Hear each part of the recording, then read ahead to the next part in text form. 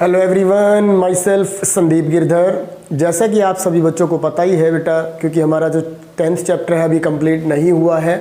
पहले theorems send की थी, अब एक्सरसाइज 10.1 भी आपकी कंप्लीट हो चुकी है। तो आज हम एक्सरसाइज 10.2 कंप्लीट करने जा रहे हैं और इसके अंदर सिर्फ 2 ही क्वेश्चन हैं, पर दोनों ही इम्पोर्टेंट हैं। आपको स्टेप बाय स्टेप मैं सारी चीज़ें समझाता हूँ कि किस तरह से ये क्वेश्चन हमें सोल्व करना है और उसके अलग से क्या क्या चीज़ें आपको याद भी रखनी है। हमेशा आपको याद भी होनी चाहिए।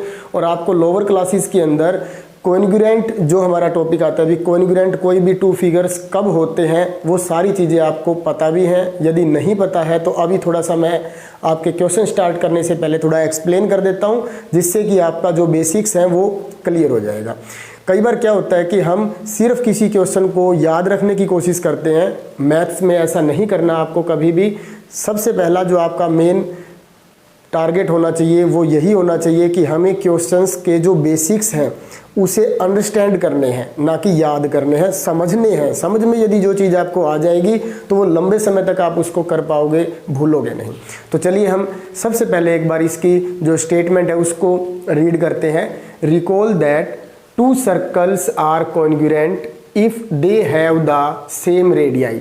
तो सबसे पहले हम जो ये वर्ड है कॉन्ग्रुएंट, इसके बारे में डिस्कस करते हैं। कोई भी 2 फिगर्स, चाहे वो ट्रायंगल्स हों, चाहे वो स्क्वायर्स हों, रेक्टेंगल्स हों, सर्कल्स हों, या लाइन सेगमेंट हों, या कोई भी एंगल हों, वो कॉन्ग्रुएंट कब होंगे। सबसे पहला माइंड में हमारे यही स्टेप होना चाहिए कि वो कॉन्ग्रुएंट कब होंगे। कॉन्ग्रुएंट का मीनिंग क्या है। कॉन्ग्रुएंट कोई भी 2 फिगर्स तब होते हैं जब उनका साइज और शेप बिल्कुल सेम हो, एग्जैक्ट। हमें ये ना पता लग पाए कि इसके ऊपर या नीचे कोई है या नहीं है, जब हम इन दोनों को ओवरलैपिंग करेंगे तब। जैसे आप देख सकते हो आपकी एक बुक के जितने भी पेजेस है वो सभी क्या होते हैं, बिल्कुल सेम साइज के होते हैं। हमें नहीं लग पाता दूर से देखें कि इनके नीचे कितने पेजेस हैं, हम ऐसे नहीं बता पाएंगे। तो अब आपको ये पता चल चुका है कि कोई भी 2 फिगर्स कॉन्ग्रुएंट कब होते हैं, जब उनका साइज और शेप क्या हो, बिल्कुल सेम हो।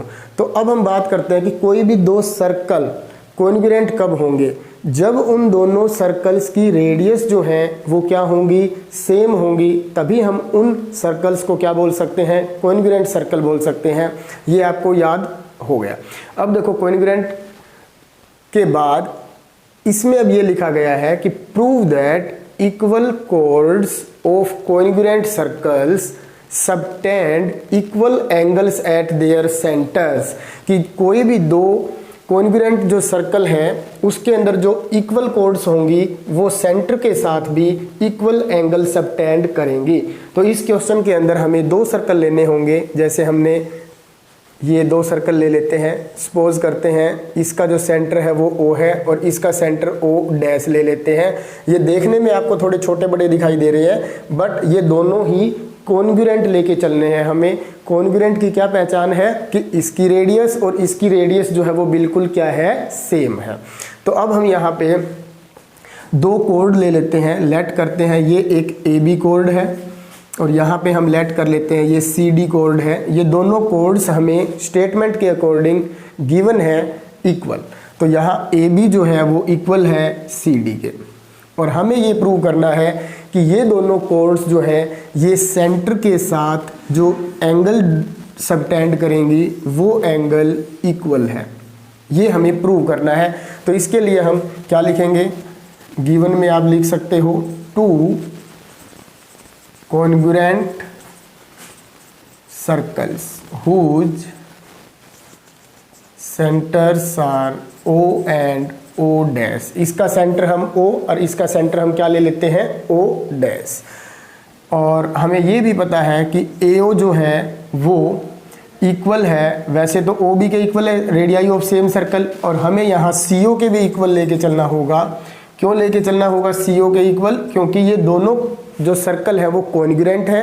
और कॉन्ग्रुएंट सर्कल तभी पॉसिबल हो पाते हैं जब उनकी रेडियस जो है वो बिल्कुल क्या हो, सेम हो।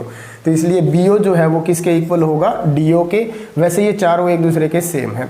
And AB is equal to CD, ये भी हमें गिवन है इक्वल है। तो टू प्रूव, हमें प्रूव क्या करना है, एंगल AOB इक्वल है एंगल COD के। ठीक है, तो अब हम कंस्ट्रक्शन में क्या करेंगे, ज्वाइन कर देंगे AO, BO, CO and DO।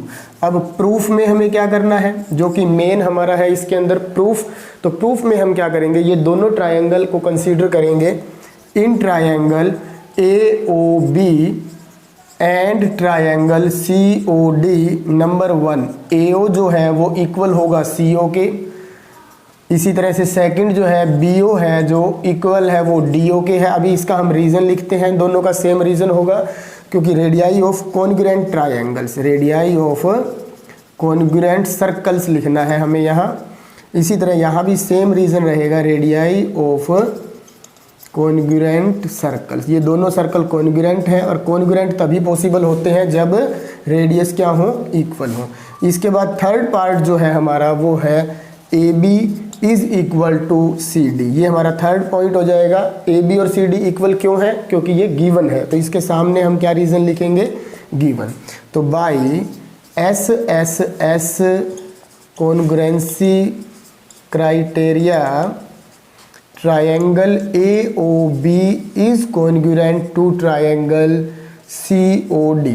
तो अब आपने इस ट्रायंगल AOB को COD के कॉन्ग्रुएंट प्रूव कर दिया है। और अब आपको ये भी पता है बाई CPCT, हम CPCT का क्या मीनिंग लेते हैं, corresponding parts of congruent triangles are always same या फिर इक्वल। ये तभी पॉसिबल हो पाएगा जब हम पहले इन दोनों ट्रायंगल को कॉन्ग्रुएंट प्रूव कर देंगे। तो अब हमने यहाँ पर इन दोनों ट्रायंगल्स को कॉन्ग्रुएंट प्रूव कर दिया है। अब हम CPCT का यूज़ करके ये लिख सकते हैं एंगल AOB इक्वल है एंगल COD, हैंस प्रूव्ड। हमें यही प्रूव करना था कि जो इक्वल कोड्स हैं कॉन्ग्रुएंट सर्कल्स में वो इक्वल एंगल सबटेंड करती हैं, किसके साथ, सेंटर के साथ। तो मुझे उम्मीद है कि ये पूरा आपको अच्छे से समझ में आ गया होगा। अब इसके बाद देखिए इसका सेकंड क्वेश्चन। तो अब देखिए इसका जो क्वेश्चन नंबर सेकंड है उसमें क्या गिवन है, prove that if chords of congruent circles subtend equal angles at their centres then the chords are equal. बिल्कुल इसी का कन्वर्स ही है इसके अंदर भी, क्योंकि डिटेल मैंने आपको फर्स्ट क्वेश्चन के अंदर पूरी बता दी है। तो इसके अंदर भी हम क्या करेंगे, 2 सर्कल्स लेंगे और ये दोनों सर्कल कैसे होंगे, कॉन्ग्रुएंट सर्कल होंगे, जिनका सेंटर हम O एंड O' ले लेते हैं। फर्स्ट सर्कल के अंदर जो हम कोड लेंगे वो AB और सेकंड सर्कल के अंदर जो हम कोड लेंगे वो क्या हो जाएगी, CD। और ये दोनों कोड अब इस क्वेश्चन के अंदर इक्वल गिवन नहीं है, हमें इक्वल प्रूव करनी है। तो क्या गिवन है, इक्वल। इनके बीच जो सेंटर के साथ ये कोड एंगल सबटेंड करेंगी वो हमें इक्वल गिवन है। तो गिवन वाले पार्ट में आप क्या लिखोगे, 2 congruent circles of centers O and O dash, angle AOB equal है एंगल COD। ये हमें इक्वल गिवन है, COD नहीं लिखेंगे, यहाँ CO'D लिखेंगे। तो एक काम और भी करना पड़ेगा, हमने फर्स्ट क्वेश्चन के अंदर भी यही हमने मिस्टेक की है। यहाँ फर्स्ट जो क्वेश्चन है उसके अंदर जहाँ पर भी हमने COD लिखा है वहाँ पर आप क्या कर लोगे, CO'D कर लेना, क्योंकि यहाँ पे जो ट्रायंगल है वो AOB है और यहाँ पे जो ट्रायंगल है वो CO'D है। जहाँ जहाँ आपको ट्रायंगल COD दिखाई दे उसको हम क्या कर लेंगे, CO'D कर लेंगे। ठीक है, तो अब ये हमें गिवन है इक्वल। और प्रूव क्या करना है हमें इस क्वेश्चन के अंदर कि जो कोड AB है वो किसके इक्वल है, CD के इक्वल है। तो इसमें भी हम वही कंस्ट्रक्शन क्या लिखेंगे, जॉइन OA OB, यहाँ O'C कर लेना बेटा फर्स्ट क्वेश्चन के अंदर भी, एंड O'D। अब इसके अंदर हम क्या करेंगे, प्रूफ। तो प्रूफ में हमारे पास हम वही 2 ट्रायंगल लेंगे, in triangle AOB and triangle CO'D। Number 1 AO equal होगा O'c, सेकेंड OB इक्वल होगा O'd।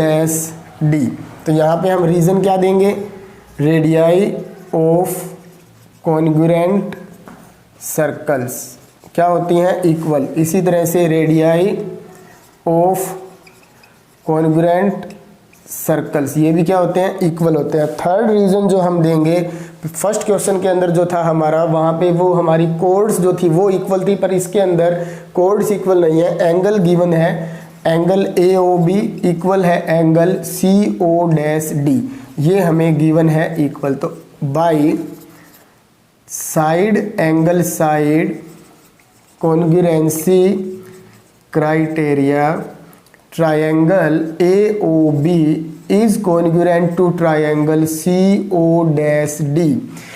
अब हम इन दोनों ट्रायंगल को कॉन्ग्रुएंट प्रूव कर चुके हैं, तो बाई CPCT का यूज़ करके हम लिख सकते हैं जो कोरस्पॉन्डिंग पार्ट जो AB कोड है वो इक्वल होगा CD के, हैंस प्रूव्ड। तो हमें ये प्रूव करना है और मुझे उम्मीद है कि आपको बहुत अच्छे तरीके से ये समझ में आ गया होगा। बस इस बात का ज़रूर ध्यान रखना, जो फर्स्ट क्वेश्चन है उसके अंदर हमने गलती से O' के प्लेस पे O लिख दिया है, और आप सभी बच्चों ने भी वहाँ पर O' जरूर लगा लेना, अदरवाइज आपका क्वेश्चन गलत हो जाएगा। Thank you and have a nice day.